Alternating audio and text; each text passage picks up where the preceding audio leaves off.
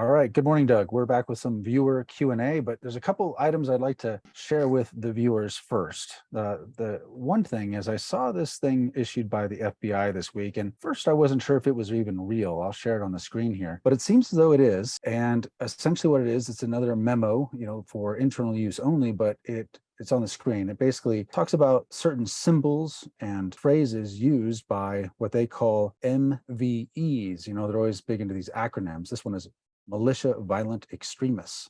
And there's some symbols on here that we're kind of familiar with, including the ANCAP flag. Just curious, what do you think about all this? I think it's really disturbing. It shows that the FBI, rather than pursuing actual crimes that happen, is they're being indoctrinated to look for people that have beliefs that are somewhat different from theirs, and even things that are historical, like Gadsden flag, which you see there with the snake, and Revolutionary War imagery. Gee, that's a Betsy Ross flag. I mean, the Liberty Tree. This is just anybody that's thinking outside the box. I mean, this is really, really disturbing. But it's actually all these things are imagery that drive people to the roots of American ideology, like the founding fathers' ideas, the core concepts that created the country. Like these are not, these concepts are hearkening, except for the Punisher skull. I think you could argue that basically all of these are, looking back towards something more foundational, more meaningful. I'm just really disturbed about the direction that all the Praetorian agencies are heading in. And they're using this as an excuse to land on you. It kind of makes it harder for people that kind of share basic beliefs to identify themselves to each other. So I understand, the purpose of all this thing. There's a thing. It's not good, but it exists. Clear trend. Here's the backside of this document. And I did not share this part with you yet. This is actually, the fact that there had a backside that actually made me feel that this was more accurate. This wasn't like some made up thing. And it has some interesting things in it. It says it talks about significant events that these militia violent extremist groups might refer to. And they refer to two events that I mentioned the other day, Ruby Ridge and Waco. Which are largely forgotten by the popular culture because they happened almost 20 years ago. So there's a whole generation that may not have ever even heard of these things. And I think that's what they'd like. And then they also talk about in the top corner here, and it's really kind of blurry, so it's hard to read, but these are people that MVEs consider martyrs, and they have like, Vicky Weaver from Ruby Ridge, then they even get down to the newest one here is Ashley Babbitt from the which was really criminal. I mean, that Capitol cop that shot her had absolutely no call for doing that. And the worst part of it is not only wasn't he prosecuted or questioned, he was apparently promoted after the fact. And end of story. And it's just not discussed anywhere. I mean, this is just completely outrageous. And I think it just, all of this together shows more and more the idea of that the state and the services of the state are being focused internally. That internal focus, which we started to see, with the Patriot Act, really, where it became like in our faces, has only accelerated since then. And I guess they're dedicating more and more resources to it, including, the idea that they're hiring something like 87,000 new IRS agents, right? To audit people. So, that's again a focus on the internal population rather than external enemies. Yeah, it is. It used to be kind of a joke. You could say you were the enemy of the state, but now if you hold any libertarian-oriented notions in your head or traditional American notions, you can easily be deemed an enemy of the state. That's right. And it's not a joke anymore. It's serious. It's very serious. I agree. Okay, one other article I think is worth just sharing here real quick. Let me find this one. As we know, there's been a lot of protests around the world with, rising food and fuel prices. And one of the places where we've seen that is in Panama, where basically the roads were shut down all over the country. And, teachers were refusing to go to school and all of that. And apparently the government came up with a good solution to the problem. Essentially, protesters were demanding, them some redresses they didn't like the expensive prices of things. So what the government decided to do is rolling out a set of price controls on 72 food items and 150 medicines. And they say with the regulation of the 72 products, the cost of the basic food basket would decrease by 30%, saving more than $80. What do you think about these price controls? Well, once again, Einstein is proven right. And he said that after hydrogen, stupidity is the most common thing in the universe. And this is further proof. I mean, look, yeah, you can you can have all the gasoline you want, 10 cents a gallon, except there won't be any at 10 cents a gallon for all kinds of reasons. And it's the same with all these things. Don't these idiots recognize that these things will just disappear? They won't be produced. They won't be sold. They'll be hoarded by the people that have them. It's going to create chaos. But I mean, these people are really stupid. Or they're, and Panama, of all countries, which, is probably the most advanced and trade-oriented with the canal, the most international, in many ways, the freest country in Central America. And they don't have their own currency. They use a US dollar as currency, unless they've changed something since I was there last. Nope. So they can't even print up their own phony baloney currency I don't know who's running the country right now, but they're dangerously stupid, criminally stupid. Amazing. I'm shocked. These people learn absolutely nothing. They don't, but I think the leaders are afraid. And, the truth is that this is what the people were demanding. And, yes. They weren't going to go back to work. They weren't going to get off the roadways until, something was done. And then, of course, the government comes in and does something like this, and it's going to have negative repercussions. But I mean, it's hard to imagine many politicians standing up to that and saying, no, I know you feel some pain right now, but trust me, it'll get far worse if we do these price controls 6 months from now. Yeah, well, perhaps it'll create an opportunity, because Panama generally is actually a very interesting and kind of a unique place in its own way in all Latin America. So if they pursue this and really destroy the economy, it might present an opportunity to buy real estate, of which there's very interesting real estate of various types there, very cheaply. Look, I remember, and I should have acted on it, I was in Hong Kong at the time, that when Singapore almost collapsed back in the 80s and prices dropped to 75%. I forget the reason why. And I should have jumped on it. But maybe this will present a great buying opportunity when, the current government is thrown out and somebody that's, halfway intelligent is replaced, and it reverts to the meme. So let's look at the bright side. And it'll be fun to spectate and see how long it lasts and how bad it gets in the meantime. So, I always put a happy face on things. Always do. Okay, well, let's get into some of these viewer questions from this last week. So the first one is, Doug, what do you think are the most important concepts that this viewer, as a father, should teach or expose his son to in his formidable years? Well, I'm glad, today you sent me these questions early, so I had a chance to think about them a bit. And that's a really, really good question. And at Freedom Fest, I was on a panel, just a brief panel, and not a very well organized panel, frankly, on what it takes to be a Renaissance man. And of course, I've thought about this a lot, and we can have a whole separate conversation regarding how you become a Renaissance man and how you orient your kid in that direction and so forth. But completely by coincidence, just in the last week, I read 2 books. One, I guess you can see this, by my old friend, Jim Rogers. Yeah. It's called A Father's Lesson for Life and Investing. Jimmy has 2 daughters that are just the apple of his eye. And so it's a very, very quick read, and the publisher should be ashamed of themselves for charging $20 for basically just some off-the-cuff thoughts that Jim had. He certainly doesn't need the money. He's a billionaire, legitimately.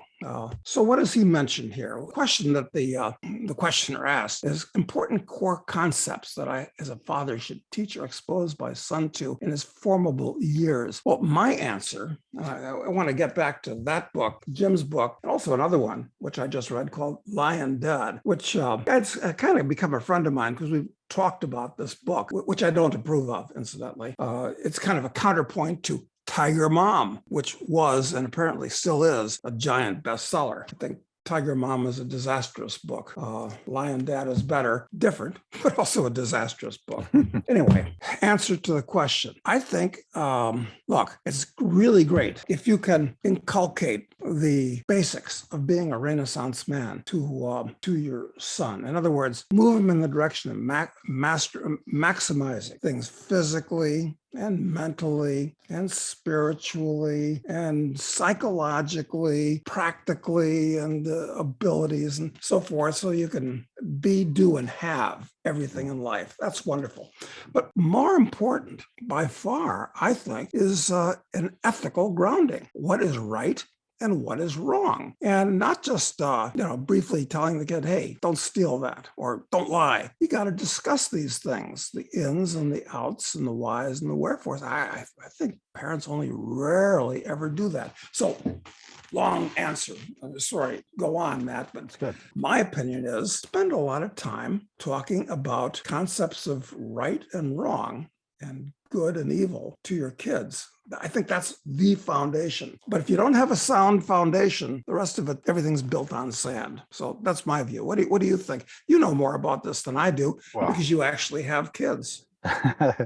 Well, I have thought more actively about it, maybe than you have, but I'm not sure I know more. I do think I agree with you on the ethical framework being the foundation to it all. And I do think you get there by actually talking to your kids and not like when I grew up, parents' involvement and stuff they would tell you no when you were doing something wrong, but they wouldn't explain even why it was wrong. And a lot of times it was not really wrong. It was just something they didn't want you to do because it's inconvenient for them, which would be fine if they explained that. You can understand that instead. So you grow up with this idea that there's arbitrary right and wrong, that there isn't no real underpinnings to it. And I think that's the core problems we see reflected in our societal dysfunction today. I think result from that. I think it result from that lack of ethics, that lack of core foundation. So I totally agree with that. I completely agree. And I think the way you get there is exactly what you said. You just talk about it. When you look for instances when something happens, or when you tell someone not to do something, or when you see something happening, discussing why it's good and why it's bad. I think it's actually fairly simple, but you kind of have to talk to your kids almost like they're adults rather than talk to them like they're children. Yeah, reason things out. And if you do that, it naturally leads into an education in economics where they'll know just from those conversations using reason more than 99.9% of all the people out there, and politics, despicable but important. They'll know a lot more about that. And it's a foundation for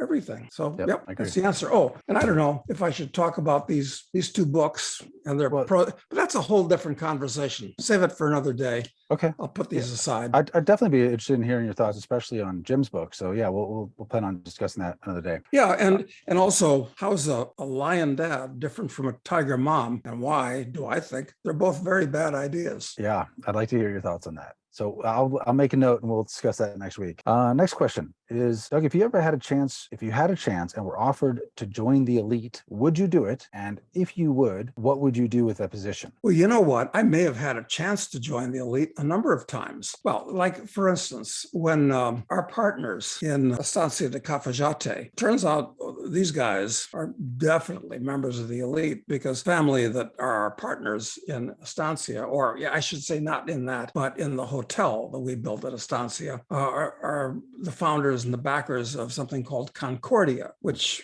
is trying to compete with the World Economic Forum and the Council on Foreign Relations and Bilderberger and all this. So they invited me to one. And I got to say, I didn't make any friends. And I didn't like any of the people that were there at all. So chances of my being invited to a party to any of these groups are slim or none. Well, it's just like when I met the boys from Brazil when I was in Paraguay many years ago. These were, the sons of the actual Nazis that, went to Brazil and Argentina. I went to So interesting story. And after, I was well introduced, even though I don't have a German surname, at least I'm tall and had blue eyes. That was very helpful.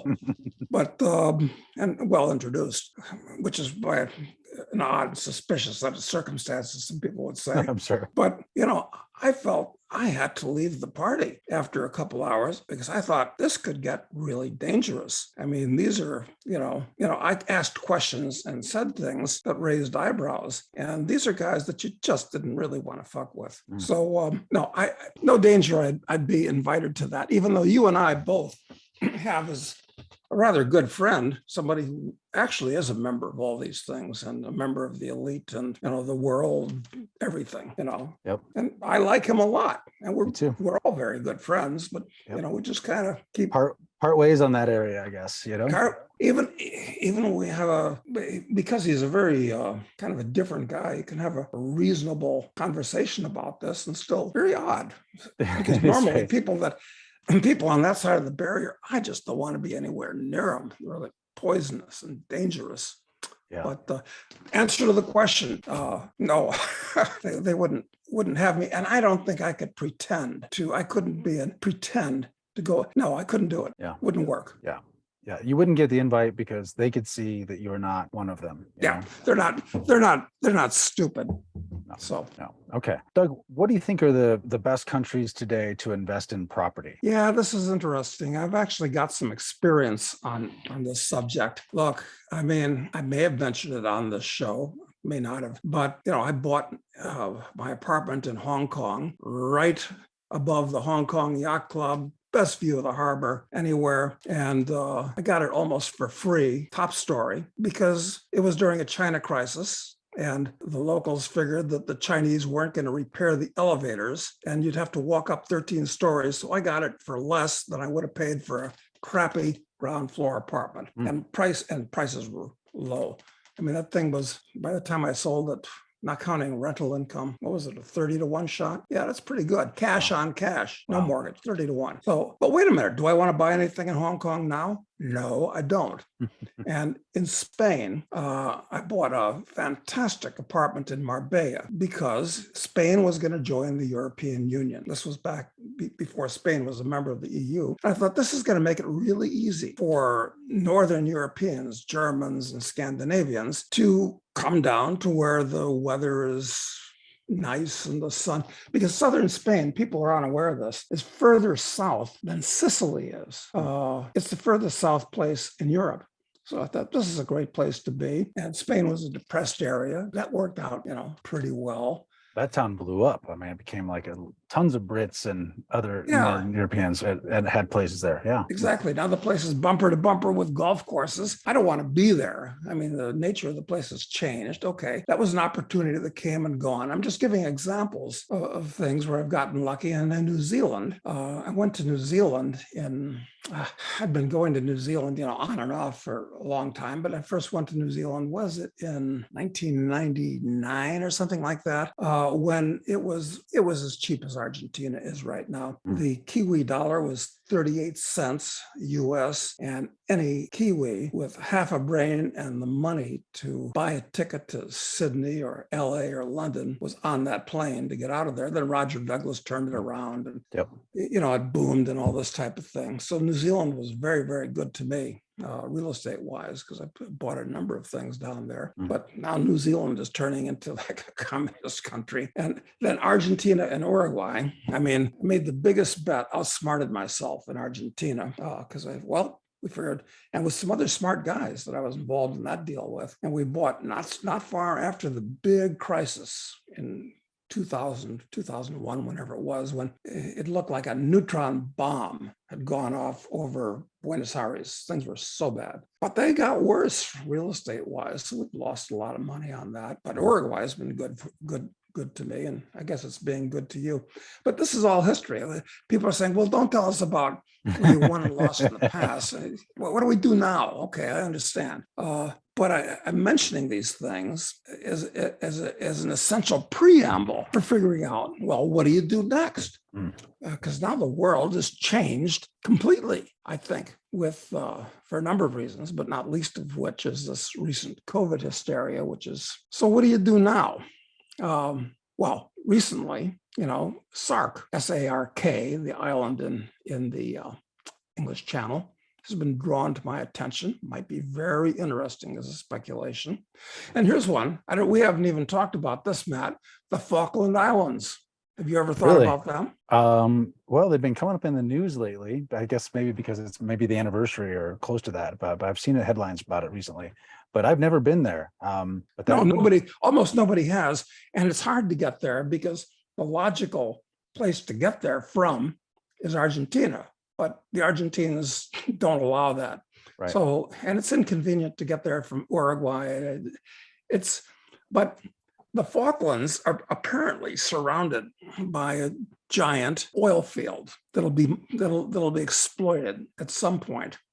And nice place to live? No, not really. It would be like living, what would an example? It'd be like living in northern Canada, way northern Canada, where nobody lives, where there's nothing but sheep and there's not any fine restaurants or anything. But if you if you like being isolated and you live there for 5 years, you become a British citizen with a Falkland endorsement. And, when the oil is exploited, they're probably going to make Falklanders multimillionaires. Just a thought out of the Wow. way. Wow. Crazy idea. Yeah, Crazy that's an idea. interesting But, one. but you'd have to go there with capital. I mean, I'd want to go there and build a, big greenhouse so I could have all kinds of fresh fruit and vegetables and build a proper house and so forth. Maybe more trouble than it's worth. Too weird, huh? And here's one. It's Dubai. Go there Hmm. now? No, I don't think so, because it's recovered and things are expensive. But when it cyclically has a collapse of, which I can imagine for a number of reasons, maybe you can buy some of those way too many apartments in Dubai. Maybe you can get one for 10 cents on the dollar, 20 cents on the dollar. That could be interesting to watch out for. There were huge deals available during the GFC, that's for sure. There were. So That's right. And that's when people were, leaving their cars at the Porsches airport. and Mercedes in the garage and, just getting on a plane before they could be pursued. So all kinds of opportunities. Interesting. Okay. Well, where to go now? The problem with real estate is that it seems to me the whole world is going in the wrong direction. So where do you go other than looking for anomalies like that? I can't think of anything that you've seen or thought about in that direction. I mean, I think there probably are very localized opportunities in different parts of the world. I mean, I know that a lot of people have done well within real estate in Medellin, Colombia, for instance. I don't know if that's at the top now or not, but probably not a good time because they just elected a communist. So if there's Exactly. any way he can screw things up, he will. Exactly. So I think that there might be unique opportunities, I guess, that are very local, but you don't see any of those really incredible setups like what you described, where your great successes were, in Hong Kong, where basically people didn't value this prime real estate at all. Like they thought it had no value, essentially, when you stepped into it.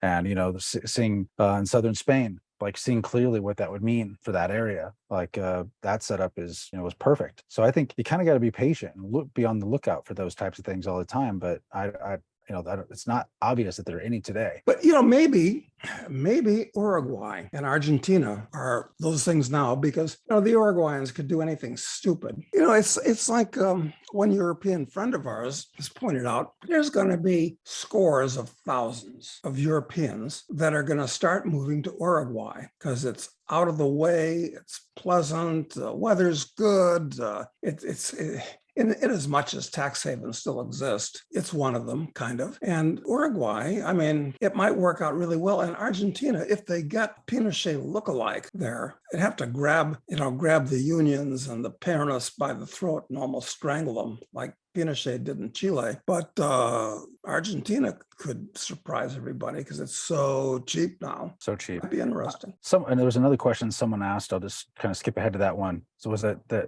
allegedly the new finance minister there claims that they're going to stop printing money? How do you think that will work? No, it's not going to work because he's not going to do it. I've got to learn more about it. It's just a lie, a feel-good lie that he probably said for whatever political reason. Okay. It's a lie, but it'd be nice if he would.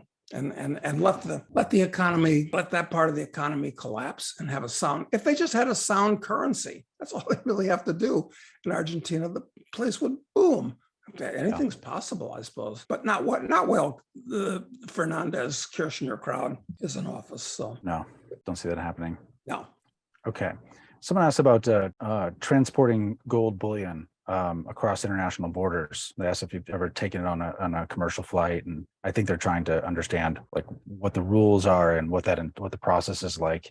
It's a mistake because it will be detected as something when your bags go through customs or whatever, and questions will be asked. And there's this $10,000 rule, which is universal. So forget about it. If you want to transport, and you got to look carefully into the import rules in the country where you're bringing it, forget about it. If you're going to do it, go to somebody like Brinks that specializes in it, and will charge you, but will jump through the hoops. So if you got a lot of gold bullion and you want it someplace, and if you're going to travel with gold coins, do not, I repeat, do not travel with 1 ounce gold coins. They will be detected and you will be asked questions everywhere, including the most unlikely backward countries. So if you're going to, Mm. bring gold coins with you, and I think it's a good idea, bring like the quarter ounce size, the ones that look like pennies or nickels, to an x-ray machine. And it's just small change junk. They don't look at, disregard it, but that's the extent of it. Okay. Otherwise you're asking for trouble. Yep. Especially if you're crossing international borders, there's all kinds of laws you're not necessarily aware of. And we've talked a little bit about a story of a guy who was a friend of mine, a case subscriber a long time ago. He was going to Panama, I believe. Yes, he's going to Panama with gold, and had reported it all on the exit for the U.S. properly because it was more than 10,000. So all the paperwork was filed there. He had all the paperwork filed for him to bring it in to Panama, but he was connecting in Mexico, and because the food options were not good and he had a long layover, he left the secure area of the airport and then had to go back in through the security in Mexico, at which point he was arrested and spent, I think, 4 days in a Mexican prison, which he said was the most frightening experience of his life, and spent another 2 years to ultimately recover his gold. Yeah, I have no doubt that's a true story. And you can experiment yourself if you don't believe what I'm saying. Carry a bunch of silver coins with you, 1 ounce silver coins, and they will be detected, and they will look at them, and maybe will be brought back to the back office. But they'll let you go through because they're not worth anything. They're worth $20 a piece. But gold, no, forget about it. Doug, what's your portfolio allocation in rough percentages? Like how much real estate, how much gold, how much silver, stocks, etc.? Let's put it this way. I own some convertible bonds on gold companies. I'm fine with that to collect the income, and I'm very bullish on gold stocks. Really, there are anomalies like that goofy little pot stock, which apparently is doing well. What's the name of that? Cryomass? I still own a bunch of shares in that, So I speculate in things like that, but I'm way heavy in gold, way heavy in gold stocks, got a bunch of real estate because that can't be inflated away. And that's about it. And I look for speculations, but listen, even the gold stocks and other stocks that I buy, I don't buy them in the market. I wait for private placements where I can buy them at a discount and get warrants and, preferably blow the stock out after the 4-month hold period, and keep the warrant in case the company gets lucky, because most of them are burning matches and they're mostly resource stocks, which are mostly crap. So once again, sounds like there's a setup theme, just like in Marbella, Spain, there's a setup. There's with these things where you have a special, you're getting things extra cheap, below market really, like the place you got in Hong Kong. And, basically by that, by basically getting something that is a special deal under special terms of some kind or a great discount, set yourself up for an outsized speculation if it works. Yeah, exactly. And one advantage, Jimmy doesn't make any cosmic breakthroughs in this little book here that I showed earlier, but one thing that he emphasizes again and again, he keeps it really, really simple, is try not to be in a hurry to do anything. That's usually a mistake. That's good advice. Okay, Doug, different kind of question. What country has the best looking women? Well, I've thought about that a little bit. And I would say that you really can't go wrong in Thailand. Plenty of beautiful women. They're slender, something in the water. I'm a big fan of Thailand, and they generally treat males with respect. It's just part of the culture. And also, for what it's worth, is that, age in the Orient generally is treated as listen, I'm not a fan of age. Age looked upon as a plus, not a minus, which it is here in the West. So Thailand, definite. Put that on your list.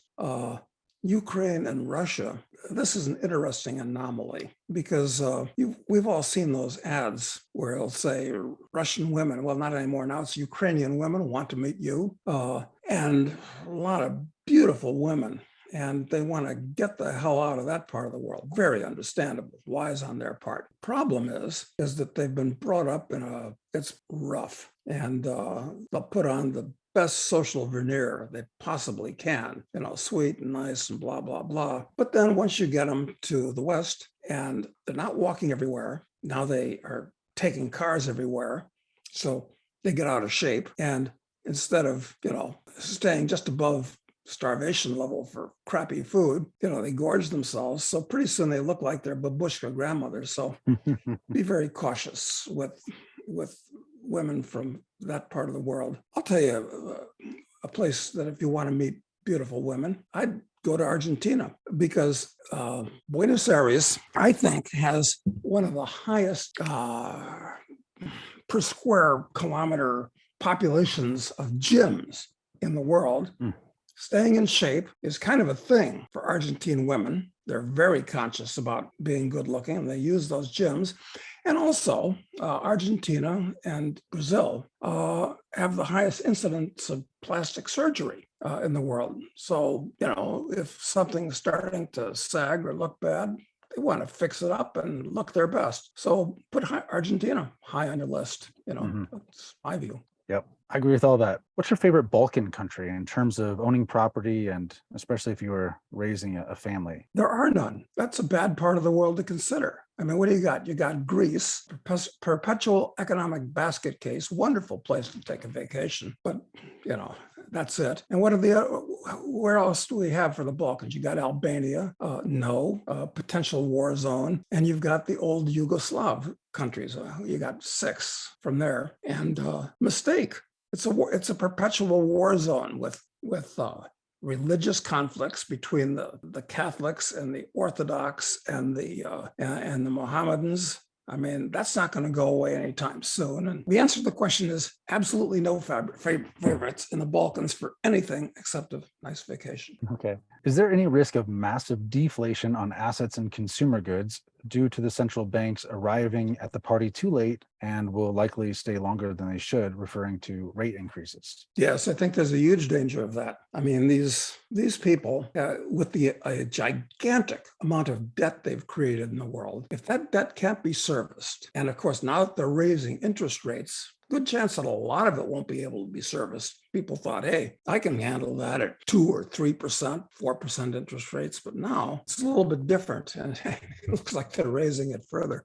So yeah, there could be a catastrophic deflation. So yes, it could happen. So will it happen? I don't know, but real danger of it. And if it happens, then of course, they will pull out all the stops to reinflate and throw money from helicopters. I got to believe we're looking at a catastrophe, even though, the sun's still shining outside at the moment. Do you imagine it'll probably go, though, that we enter a recession, maybe a serious recession, and then they go back to the reinflation approach again? Like, do you imagine that's how we get to the utter chaos? Yes, it's unpredictable because, you've got these thousands of PhD economists at the Fed and at the Treasury Department, for that matter, and they've all been miseducated. They all have the wrong ethical values. They have a total misunderstanding. And in fact, here's a point. Let me make this point, if I can. Modern monetary theory. We haven't heard much about this, perhaps because the idea is too scary, but they're actually putting modern monetary theory into effect.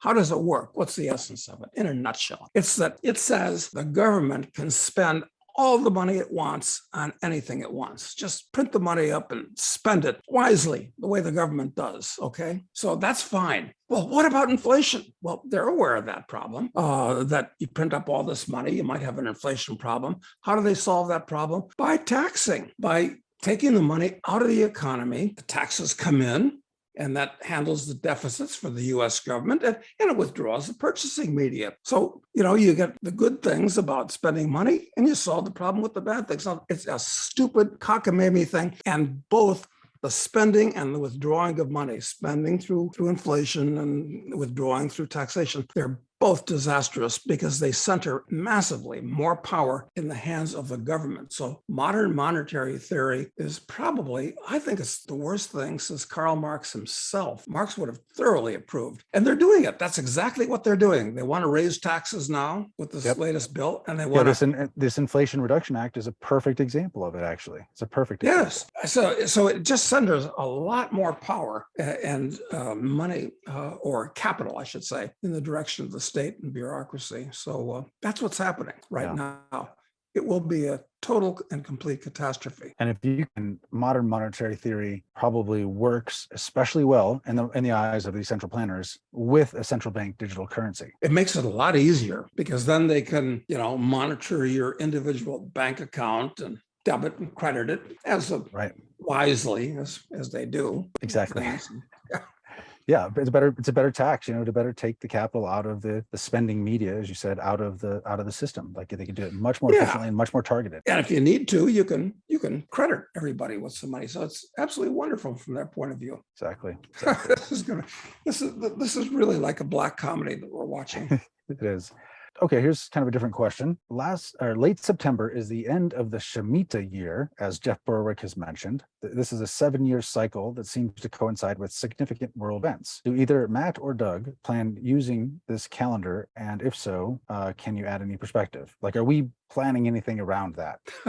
Look, this is cycle theories, okay? They've been around for a long time. I mean, what cycle you want to look at? You want to look at the global warming, global cooling cycle, which seems to be like 300 or 400 years in the short term, or the ice age cycle, which is, we've had how many ice ages since the beginning of the Pleistocene? 20 at least. Glaciers coming and going. Those are cycles. That's the fourth turning cycle. The which cycle? The fourth turning cycle. Yes, of course, that's one. And that actually has some legs. There's reasons, rationales to why generations differ from each other. The pendulum swinging, and so a very intelligent look at it. The Kondratiev cycle. I mean, people have forgotten about that one. I mean, that was very popular some years ago. So the answer to the question is, how about the Mayan calendar? That was a big thing a few years ago. Talk about a long-term cycle, the Mayan calendar cycle. Well, that came and went. So I wouldn't put a lot of store in the Shemitah thing, frankly. Yeah. I mean, love Jeff as I do. It means nothing to me, that one. Yeah.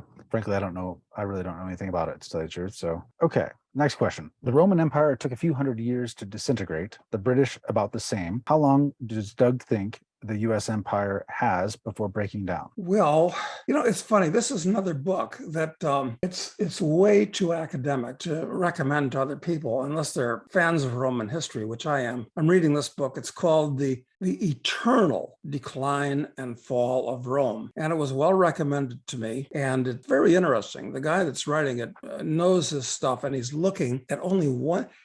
Rome actually has been rising and falling since its founding in 500 BC, roughly, to its final collapse in 1453 AD. So Rome, actually, it's not just a few hundred years. And with the rise and fall of dynasties and invasions and all this kind of thing, Rome actually, in one form or another, has risen and fallen for 2,000 years. And actually, maybe it still exists in the form of the Catholic Church, which carries over, most of the things from ancient Rome, everything from the red shoes that the Pope wears to the organization with dioceses and all that. So do things ever really fall completely? I mean, it mentions the British Empire. Yeah, sure. It rose from, let's say, with the Industrial Revolution is when it really started rising, and then it's fallen. But the culture is still more or less the same in Britain. So it's just an economic phenomenon. I don't know. Listen, but on the other hand, Herman Kahn, who I think I've mentioned in the past in our conversations, I've got to say, became kind of a friend. We became friends before he died. I'd look up Herman Kahn. He was really a genius, a Dr. Strangelovian figure. And one of his famous quips was when everybody was all excited about everything, something was collapsing or there was some mania or some panic or whatever. He said, at least in my presence, he said, look, there's only two important things that have happened in history, and this isn't one of them. And what were the two important things? One was the agricultural revolution, 10,000 BC, more or less, something like that. Totally changed the nature of life on Earth for men and women. And the second was the industrial revolution, which is to say 250 years ago. totally change the nature of life itself, and everything else is a footnote. And I would point out that we actually are going to have a singularity, a nanotechnic revolution. And that's going to be as big as either of those other two. When nanotechnology is really conquered along, and that's going to be tied up with artificial intelligence, and space exploration. All those things are coming together. That's what Ray Kurzweil is talking about with the singularity. So anyway, rise and fall, the British, the US is definitely collapsing and falling apart and breaking down. In fact, this is another book. We could talk about all these books, because what do I do down here on the shore? Well, I don't watch television. I probably should. But here's another, this is a book, kind of interesting. It's called Disintegration. And it's a horrible book. This book is so badly written by a guy named Andrei Martyanov. It's recommended, of course, by Paul Craig Roberts, who's a real gloom and doomer, which we are too, of course. Yeah. But the writing in this book makes it actually unreadable. So I don't recommend buying it. So what he does here in this book is, how's the US collapsing? And, this is nothing that you and I don't know, or anybody that's listened to this show or anything. He's talking about there's too much consumption and there's not enough production. And people are living above their means. He calls it affluenza, and he's talking about geonomics, where the US is falling really, and energy, the whole problem with the lack of nuclear power and, making fossil fuels illegal and this nonsense with wind and solar. And, he goes into these things and the Western elites, how they become corrupt. All right, this is kind of interesting. It's just unreadable. I mean, this guy desperately needs an editor. Losing the arms race. I haven't read that part of it yet. You got to see what he says about that, because as I pointed out, I think World War III is going to have two important elements. One is bio-war, and maybe we'll see that before the elections. I mean, who knows what they're going to do with COVID-2 or this monkeypox thing, or God, and cyber war, which shuts down everything, which runs on computers. So anyway, this is really, really kind of neat gloom and doom. I wish I could have written this book off the top of my head the same way. But what was the question? The question is, when do you think the U.S. will break down? It's just using the Roman Empire and the British Empire as a frame of reference. It's breaking down right now. It's falling apart.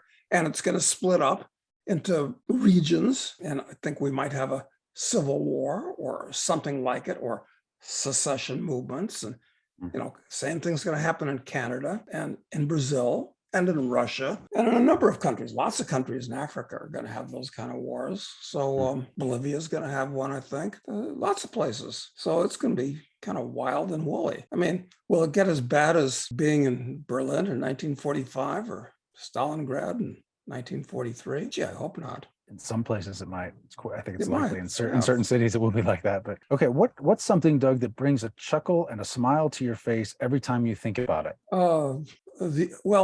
Two things. My dogs. I love my dogs. They're not here with me now. They're in Uruguay, safe and sound. And the human condition, which is actually it's actually a comedy. If you don't see everything that goes on as just a comedy. What does Shakespeare say?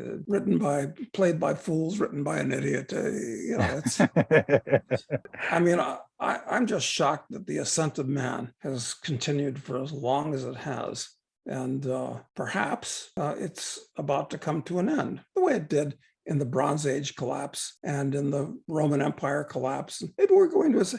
But listen, don't take it seriously, okay? Just be amused by it. Yeah, that's one of my favorite things is before these calls, I often share with you a couple of articles that I'm reading that I think might be of interest for discussion. And, I get a big kick out of giving you ones that you laugh at the absurdity of, because it's shocking what's out there. And it's shocking, the news cycle, if you take it all personally and seriously, and some of it is serious. But it's actually much funnier if you just think about how off the charts absurd it is, how hilarious these things are. It makes it easier to approach it, I think. Yeah, exactly. One of the underlying reasons why I lean towards solipsism. This is too weird. It's all too weird to be reality. What's your take on commodity prices getting hammered? It says markets are not acting as if a Great Depression is coming? Well, we have to define depression. And he seems to say they're not acting like a Great Depression is coming. What kind of depression? Inflationary depression? Deflationary depression? Is he defining a depression as just a time when most people's standard of living drops significantly? So I don't really understand the question.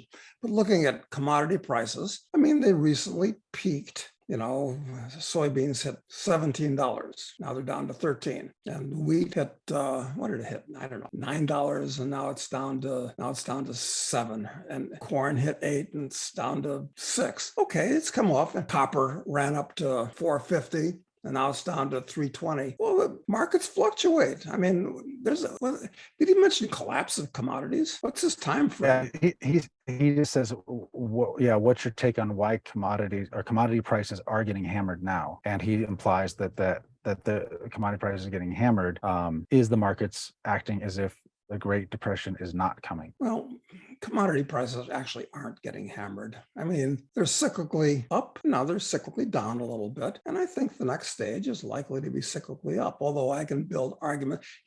Listen, I can build on the one hand, on the other hand, arguments for everything. And that's why when I trade commodities, what I do almost always is sell out of the money puts or calls against them so that, since I'm wrong, like most people are usually wrong, the markets are there to make the biggest fool they can out of the most people.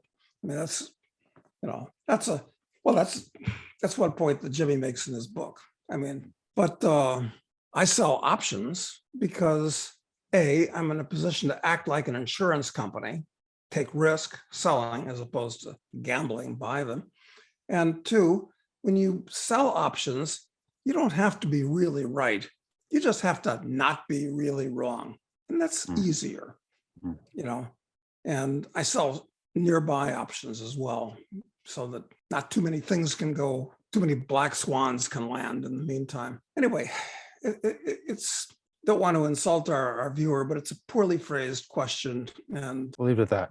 Okay. Where are commodities prices going tomorrow morning? I don't know. And one of the things we talked about is commodity prices were peaking a few months ago. We said, that we specifically talked about the fact that you could build a case where, we'd enter a global recession, and then commodity prices would then contract substantially. Like we talked about that when commodity prices were basically at their peak a couple months ago.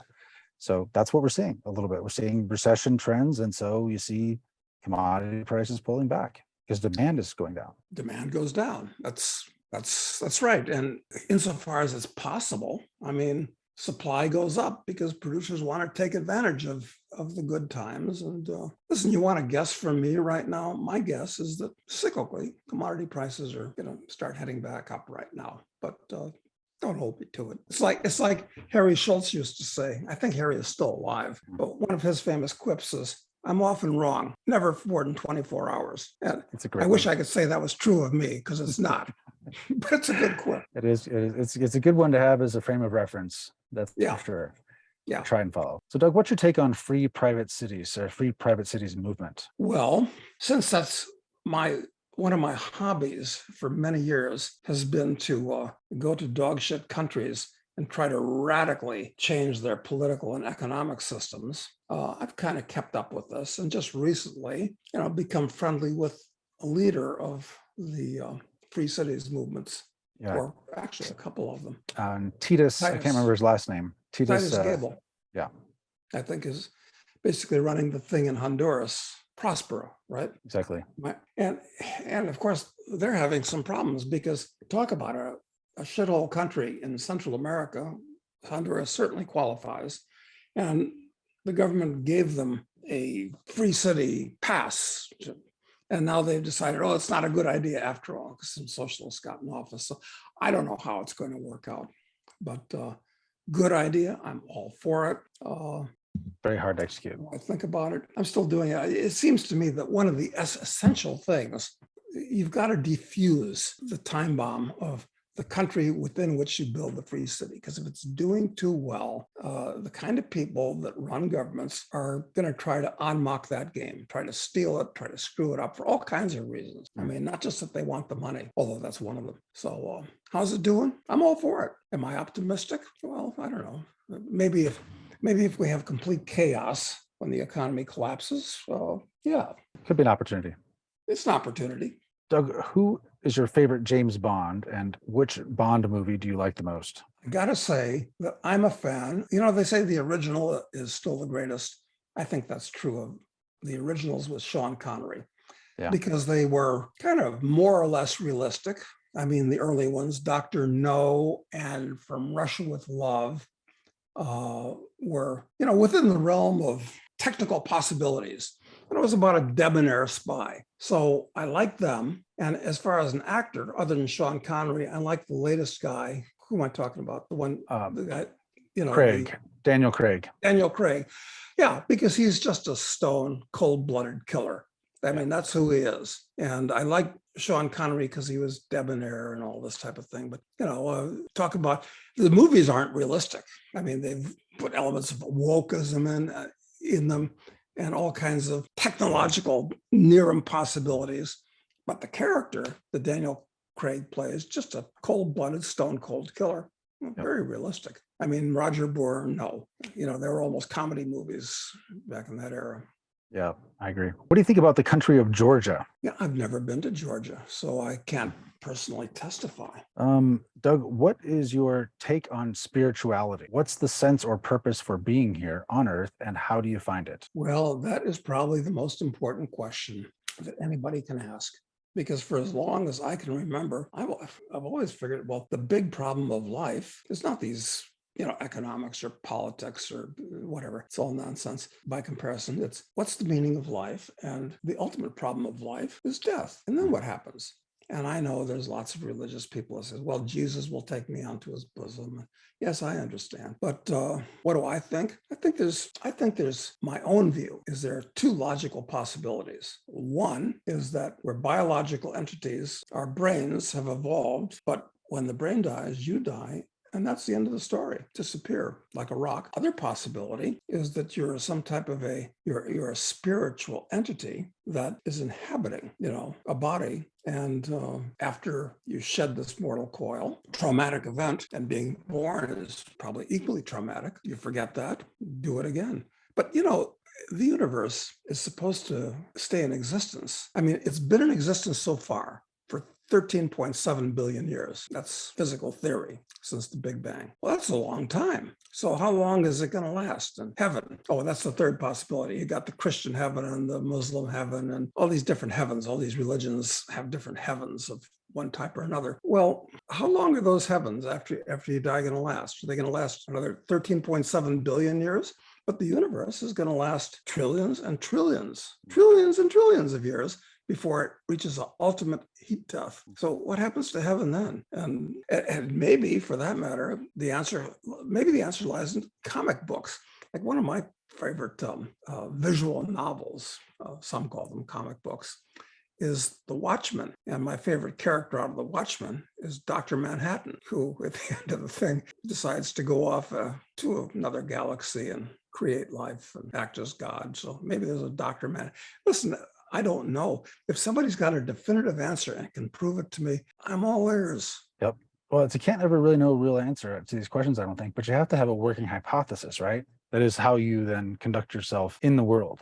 Yes. And so I guess you can have multiple running hypotheses, and I guess that's what you described in the way that you're thinking about it. You have that pure biological version, you have that spiritual inhabiting biological version, and those two primary hypotheses, I guess you're probably running in tandem, unsure of what the real answer is. Yeah, I'd say that's an accurate summary. And I basically, most people that believe in religions and look to their religion to give the answers, they don't seem to realize that they believe in that religion because they were born in this time and place, and their parents believed in the religion, and they rationalize and justify it. Listen, everybody needs something to get them through the night, and I think Jesus probably works as well as anything else, but it doesn't suit my mind the way it thinks, my mind. Okay, all right. Do you think the liberals / globalists really truly believe in their cause, or are they just going along with it to get their slush money, or are they being blackmailed? What do you think? I think it's odd that a different Zoom call we were on the other day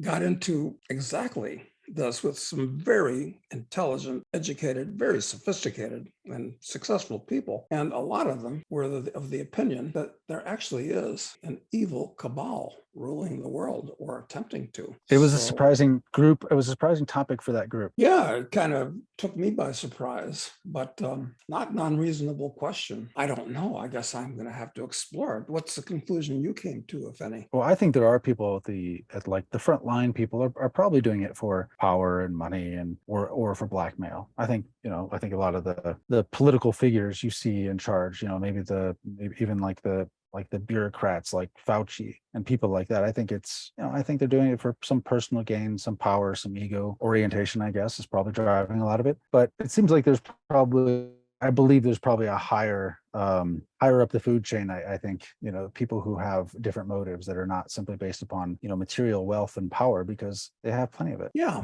But if these evil people really are controlling things to the extent that they might be, I mean, everything is so stupid that it makes me think it must be a conspiracy because, I mean, the normal universe tends towards order and predictability and I don't know. Well, even if you it's really worth investigating. Yeah, even if you just buy the idea that, humans are acting in their own self-interest, every individual is acting in their own self-interest, and sometimes that self-interest is short-sighted, probably often it's short-sighted, it still doesn't justify sort of almost the coordinated, fundamentally destructive actions that people at all levels are taking. Like it's hard to justify. It's hard to imagine in a rational world that this set of decisions would constantly be made. Yes, that's why I'm so flummoxed by what's going on, because as far as I can determine, the prime directive of all living things is survive. That's number one, survive. And it can be very hard to do, as we'll find out when if the cities are deprived of food for about 6 meals. It'll become a lot more obvious. Survive is not easy. But what these people are doing is actually totally contra survival. It seems like intentionally contra survival and actively destructive. Exactly. I'm mystified. What's going on here? Yeah, I think we might find out over time because things are becoming more and more obvious as days continue. I think. I mean, you don't just like the crazy stupid activities with Pelosi going to Taiwan. I mean, like how fundamentally destructive and short-sighted was that? I mean, it doesn't make any sense. I mean, the two couple of arguments I've seen for it are, that she actually did it. They're just so stupid. They're so decadent, so in believing that America is still the big preeminent power in the world, that we can really do whatever we want regardless of what other people say. And that's the most plausible explanation actually for why she would do something like that. She just thought, no, I can do it. I should be able to. God damn it, it's going to happen. And but it just seems like someone would tell her this is bad. Like this is an escalation in the eyes of China that you can't come back from. Actually, you really can't. This is a big slap in the face. Yeah, I mean, you can't poke that dragon in the eye and expect that you're going to get away with it. That will be remembered. So self-destructive. So I don't understand. But all right, Doug, one last question for you. This question is about something that happened before I was alive, but you were around for it, and that was the Weather Underground terrorist group. I guess that would be in the 60s, right?